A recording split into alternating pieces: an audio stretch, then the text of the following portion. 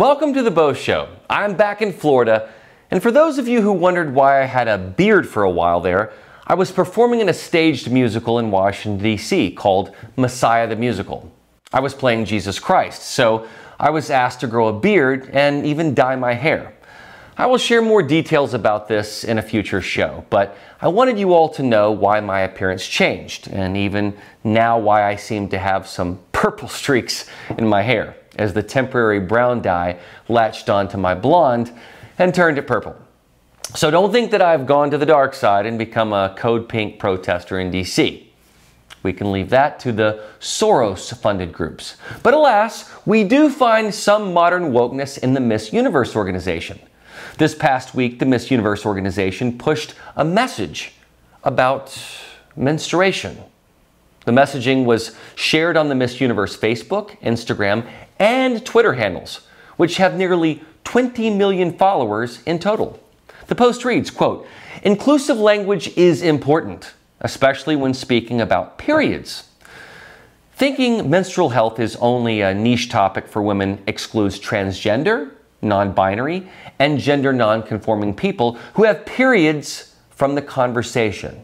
Everyone should have access to the rights and information they need regarding menstrual health," unquote. The social media post had the hashtag menstrual equity. Also on the post were things like how to talk about periods and the instruction to say reproductive health rather than women's health. Say uterus, not a woman's uterus. They also don't want you to say women who have periods, but people who have periods. Finally, they do not want you to say becoming a woman, but rather starting puberty. Okay, lots to unpack here, and we have to discuss why they are deciding to do this, but first let's just talk about the language itself, because it matters. We already know that the trans movement has permeated so many different elements of society.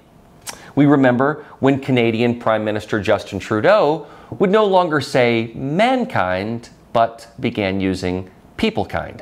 He also changed the Canadian national anthem, O Canada, from In All Our Sons Command to In All of Us Command.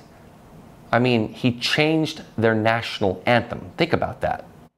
And then, of course, Disney was one of the latest corporations to woke up, where now they would no longer say ladies and gentlemen, boys and girls, but rather address attendees at their parks as dreamers of all ages.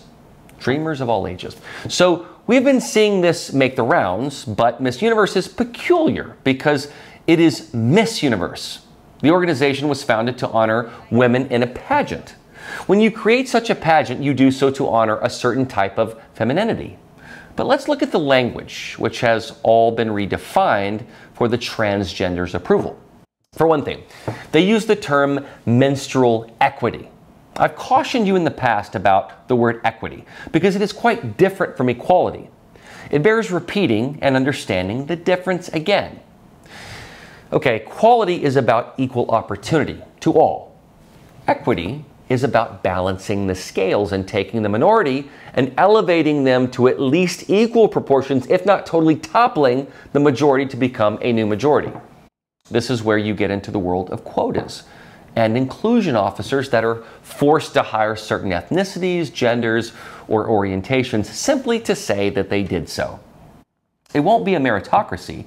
Success will be determined entirely by one's birth and features, which is exactly the opposite of what Martin Luther King declared. So this change in language, and especially the mention of the word equity, shows you where the psychology is. But what's more, they're using equity to be associated with menstrual cycles, as if menstrual cycles are somehow not equal or have been relegated to some backroom conversation. Now, it is true that menstruation is not exactly good table talk. After all, it is a biological function that no one really needs to discuss, unless perhaps with a parent, a close friend, or most importantly, your doctor. But what Miss Universe has done has been to attempt to normalize the conversation. So the psychology is actually twofold. One is to get the conversation going by blurting it out. The same way the Oscars hosts wanted to yell the word gay, gay, gay, gay, gay, gay, gay, gay, gay as much as they could.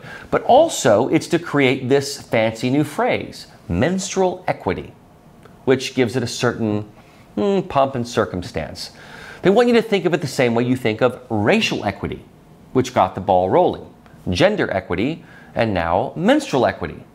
Is there such a thing as prostate equity, gonad equity, Y chromosome equity? We don't know yet.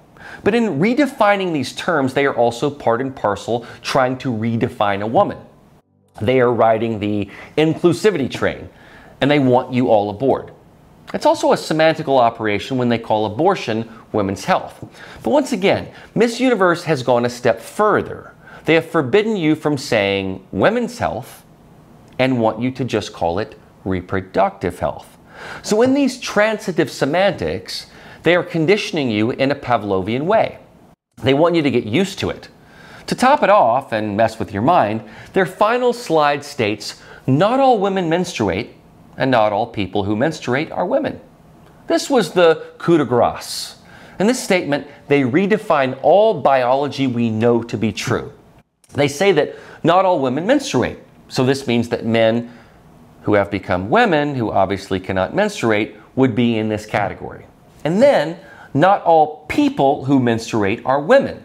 So this is for those who biologically menstruate, that is women, who have transitioned to men, so they don't want to be called women anymore.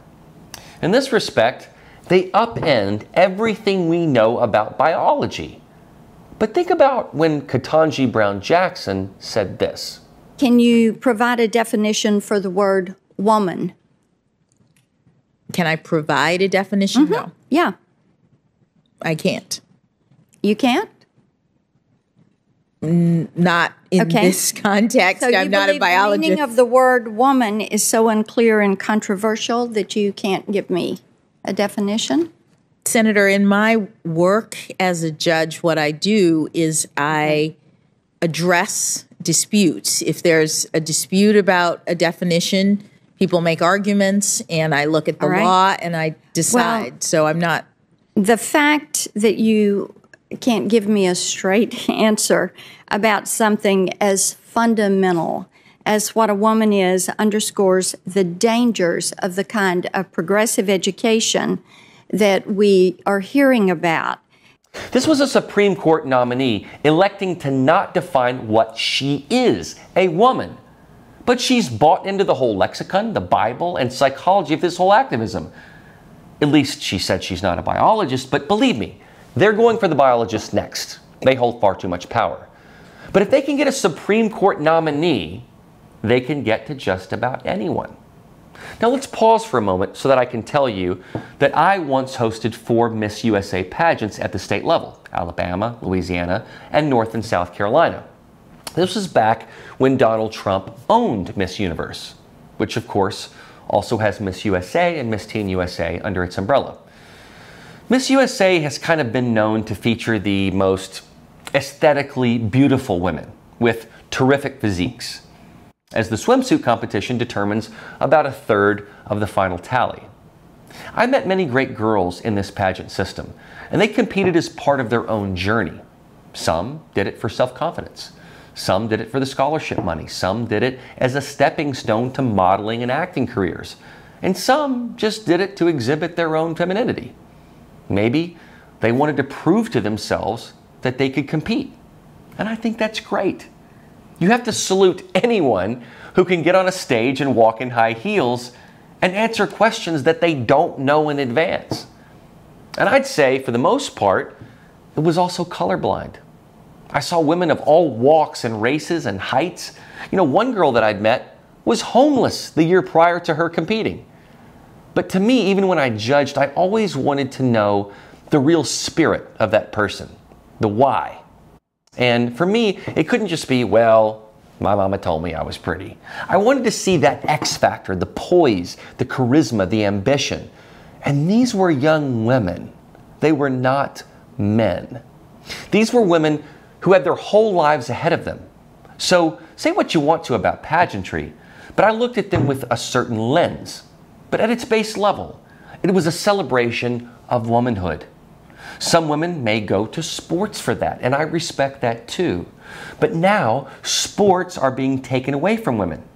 This transgender movement has aimed its arrow right at womanhood as a whole. So sports weren't enough. Now, transgender women are allowed to compete in Miss Universe, and the competition had its first trans contestant in 2018 with Angela Ponce.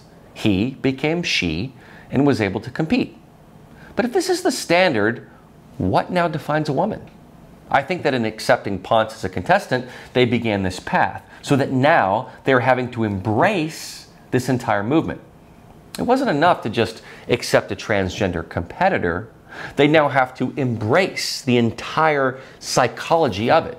But wait, on the Miss Universe website, it says, quote, "The Miss Universe organization is a global, inclusive organization that celebrates women of all cultures and backgrounds and empowers them to realize their goals through experiences that build self-confidence and create opportunities for success." It adds, Miss Universe, Miss USA, and Miss Teen USA provide the approximately 10,000 women who participate annually an international platform to effect positive change personally, professionally, and philanthropically as inspirational leaders and role models, unquote.